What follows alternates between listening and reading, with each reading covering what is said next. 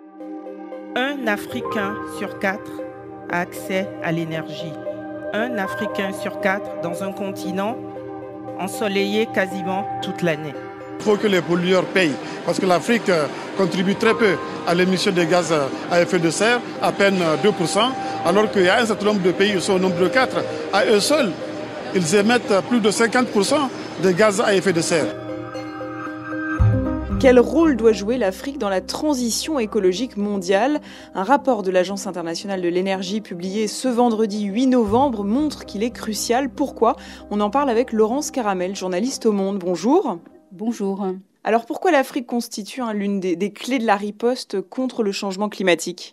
Eh bien, il y a deux raisons majeures. D'abord, le poids démographique que va acquérir l'Afrique au cours des prochaines décennies. Actuellement, une personne qui naît sur deux dans le monde habite en Afrique.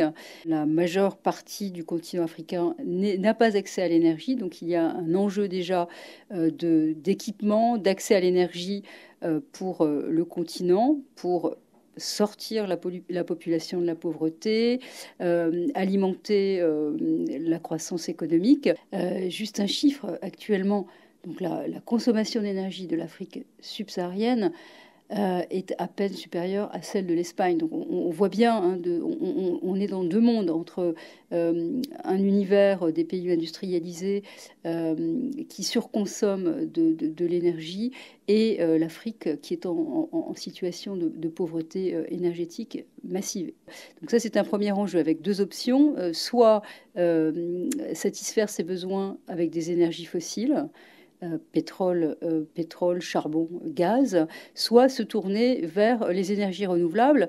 Et ce rapport confirme que l'Afrique a tout à fait les moyens de bâtir son développement économique sur des énergies renouvelables. La deuxième raison que met bien en lumière ce rapport, c'est que c'est en Afrique que les principaux minerais utiles et indispensables à la fabrication de ces énergies renouvelables, que ce soit donc les turbines éoliennes, les batteries, etc., se trouvent en Afrique, principalement Afrique centrale, Afrique du Sud, RDC et Afrique du Sud, avec des minerais comme le platine, le manganèse, et qu'il est crucial pour le reste du monde que l'Afrique soit en mesure de produire au bon rythme pour accompagner la transition énergétique mondiale ces minerais. Alors dans ce cheminement vers une transition écologique mondiale, le rapport montre que les progrès sont concentrés aujourd'hui sur une poignée de pays.